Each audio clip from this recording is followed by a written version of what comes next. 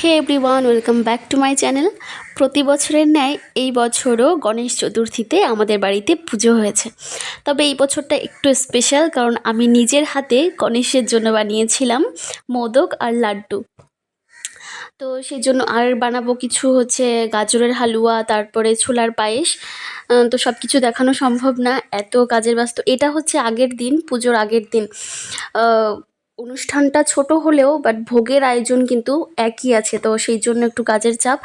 এই জন্য আগের দিন আমি যখন বিকালবেলা প্রায় চতুর্থী লেগে গেছিলো, ওই টাইমটাতে না খেয়েই আমি এই সব আয়োজন করেছিলাম। মা হেল্প করেছিল কিছুটা, আর আমার যা। তো সবাই মিলে এই মোদক বানিয়েছিলাম আর লাড্ডু বানিয়েছিলাম, গণেশের সব থেকে ফেভারিট। তো যাই হোক, সব কিছু রেডি করে তারপরে এই সব কিছু ছড়িয়ে ছিটিয়ে আছে, মানে নিরামিষের জন্য আলাদা করে আমার কোনো জায়গা করা নেই, যার জন্য আমি বেলকনিতে সব কিছু করেছিলাম আলাদা জায়গাতে। আর এই তার আগের দিনে রাত্রিবেলার সব কিছু ওরা স্টেজ করে রেডি করে দিয়ে গেছিলো। আর পরের দিন সকালবেলা এই আমি রেডি হচ্ছি।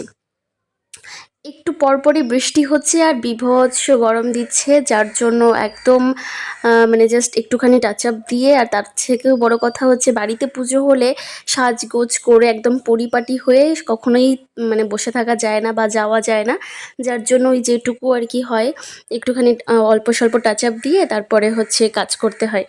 আর হ্যাঁ, তোমরা যদি আমার চ্যানেল নতুন হয়ে থাকো তাহলে অবশ্যই সাবস্ক্রাইব করে আমার পাশে থাকো। আমার এই ছোট ছোট মিনি ব্লগগুলো বা এই ভিডিওগুলো কেমন দেখছো অবশ্যই কমেন্টে জানাতে ভুলো না। আগের বছর যখন পুজো হয়েছিল আমার অয়ংশবাবু একদম ছোট্ট ছিল, মানে ওই 3 মাস বয়স ছিল, আর এই বছরটা কি সুন্দর দৌড়ঝাঁপ করে বেড়াচ্ছে। তো যাই হোক, এই পুজোর জায়গা, লাড্ডু বা সব রকমের আয়োজন যা ছিল আস্তে আস্তে গোছানো হচ্ছে। আমি এইখানে রাখলাম মোদক বা এই পাশটাতে ফল, আর এই পাশে আমার জায়েরা মিলে সবাই মিলে সব দূর্বা, ফুল, বেলপাতা এইসবগুলো গুছিয়ে নিচ্ছে। অন্য বছর অনেক লেট হলেও এই বছরটা অনেক তাড়াতাড়ি পুজো হয়েছে আমাদের বাড়িতে।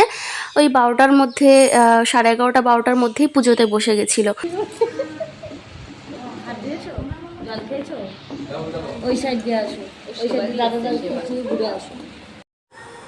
আগের দিন মা আমার সাথে লাড্ডু মোদক বানালেও পুজোর দিনটা আসতে পারেনি, শরীরটা খুব খারাপ হয়ে পড়েছিল, যার জন্য আসতে পারেনি।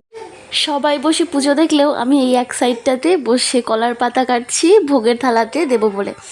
মাটির থালাতে একটু কলার পাতা দিলে খাবারটাও লেগেছে না, প্লাস দেখতেও ভালো লাগে। তো যাই হোক, আর এই ভীষণ গরম দিচ্ছিল, মানে বৃষ্টি হচ্ছিল তাও গরম যাচ্ছে না। তো যার জন্য ভাবসা গরমের জন্য সবাই ঘেমে চেমে একাকার। ওইদিকে ফ্যানও চালানো যাচ্ছে না, যেহেতু যজ্ঞ হবে প্লাস প্রদীপ নেভে যাবে।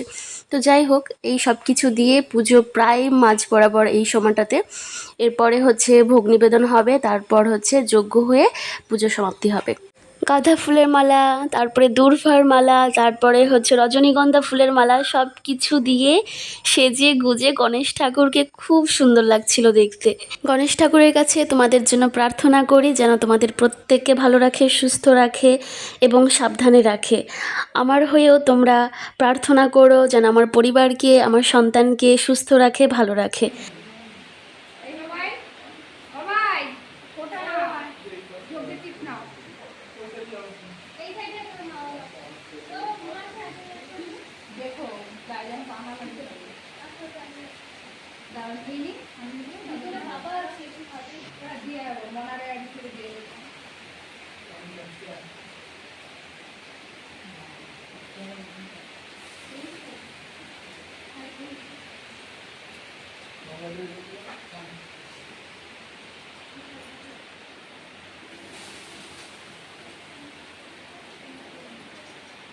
আমাদের পুজো শেষ, আর এখানে ঝপঝপ করে প্রায় 2 ঘন্টা ধরে বৃষ্টি হলো। এভাবেই আমাদের আজকের পুজো শেষ হলো। সবাই ভালো থেকো, সুস্থ থেকো। এই পর্যন্তই আজকে, দেখা হচ্ছে নতুন আর একটা ব্লগে।